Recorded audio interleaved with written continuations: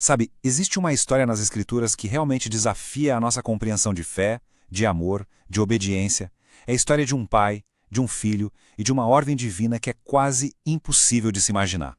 Hoje, a gente vai mergulhar fundo no teste de Abraão, lá em Gênesis capítulo 22.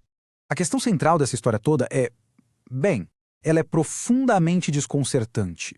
Por que Deus pediria a um pai que sacrificasse o próprio filho?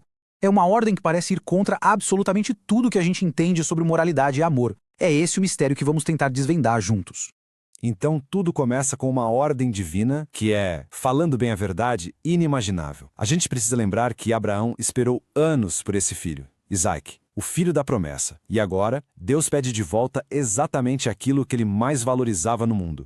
A força dessas palavras no texto é impressionante. O texto faz questão de enfatizar, Teu único filho, a quem amas. Isso aqui não é um pedido qualquer. É um teste que vai direto no centro do coração de Abraão. A promessa de uma vida inteira, de uma descendência, agora parece estar caminhando direto para a morte. E essa provação não foi um impulso do momento, não. Foram 3 dias de viagem. Uma jornada de mais de 80 quilômetros. Dá para imaginar isso? 3 dias de silêncio, caminhando com a lenha, o fogo e o próprio filho ali do lado carregando um fardo psicológico e emocional que a gente mal consegue conceber. Então, qual era o propósito real disso tudo? A primeira camada de interpretação que a gente encontra sugere que o foco não era o ato em si, mas sim algo muito, muito mais profundo. A ordem não era sobre a morte, mas sobre um teste de devoção total. Era, no fundo, uma pergunta sobre o que realmente estava no coração de Abraão. E aqui está o ponto crucial. O objetivo final nunca foi o sacrifício de Isaac. Era, na verdade, verificar se o coração de Abraão estava totalmente entregue a Deus. A questão era o que ou quem ocupava o primeiro lugar na vida dele. Era a bênção que ele recebeu ou aquele que deu a bênção? Essa citação resume a ideia de uma forma perfeita. A verdadeira adoração, segundo essa visão, não é sobre o que a gente oferece materialmente. É sobre a entrega completa do nosso ser interior. Deus queria saber se Abraão o amava mais do que a própria bênção que ele tinha dado. Mas olha, tem outra camada aqui, uma perspectiva filosófica fascinante do pensador Søren Kierkegaard. Ele olhou para essa história de Abraão e viu um tipo de fé que opera completamente fora do nosso entendimento racional, do nosso entendimento convencional. Para o Kierkegaard, a atitude de Abraão é o exemplo máximo do que ele chamava de o absurdo. Pensa bem, Abraão suspende as regras éticas e racionais que todos nós seguimos. Tipo, a regra óbvia de que um pai não deve matar seu filho, em favor de uma relação direta e absoluta com o divino. É um movimento que a nossa lógica simplesmente não consegue acompanhar. E essa citação dele resume tudo. A fé começa precisamente onde a razão termina. A obediência de Abraão não tinha uma explicação lógica, não tinha uma justificativa racional. Foi um verdadeiro salto de fé para um território onde a confiança em Deus era a única bússola possível. Mas atenção aqui, essa fé no absurdo não era uma fé cega, sem fundamento. Ela estava totalmente ancorada na promessa que Deus já tinha feito a Abraão. De alguma forma, ele acreditava que Deus iria cumprir a sua palavra, mesmo que para isso fosse preciso um milagre como a ressurreição. Ele confiava que sua descendência viria através de Isaac, não importava como.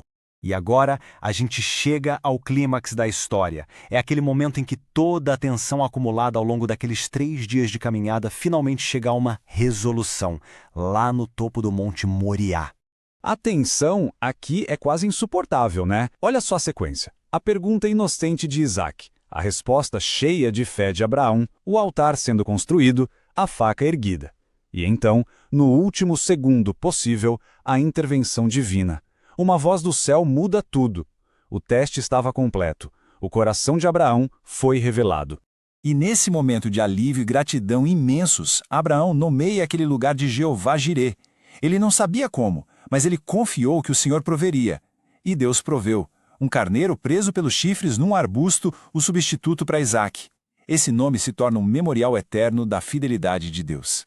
E, finalmente, a gente chega na interpretação teológica mais profunda que as fontes apresentam. Para a teologia cristã, essa história não é um fim em si mesma. Ela aponta para frente, para um evento futuro, servindo como um prenúncio, uma sombra do sacrifício central do cristianismo. O que é realmente fascinante são os paralelos que essa interpretação traça. Repara só na tabela. Temos o Filho único e amado. temos o filho carregando a própria madeira para o seu sacrifício. E até o local, o Monte Moriá, que a tradição diz que mais tarde se tornaria o local do templo em Jerusalém. É uma sobreposição de imagens impressionante. Mas, no final, existe uma diferença crucial. E este é o ponto culminante. Para o filho de Abraão, Deus providenciou um substituto.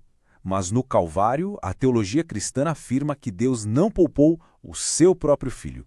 O Cordeiro de Deus foi entregue sem substituição, completando aquilo que a cena no Monte Moriá apenas prenunciou. E assim, a história de Abraão nos deixa com esta pergunta poderosa. Seja interpretada como um teste do coração, um salto de fé no absurdo ou um prenúncio de um sacrifício futuro, essa narrativa nos força a refletir sobre a natureza da fé, da obediência e sobre o que realmente significa entregar aquilo que a gente tem de mais precioso.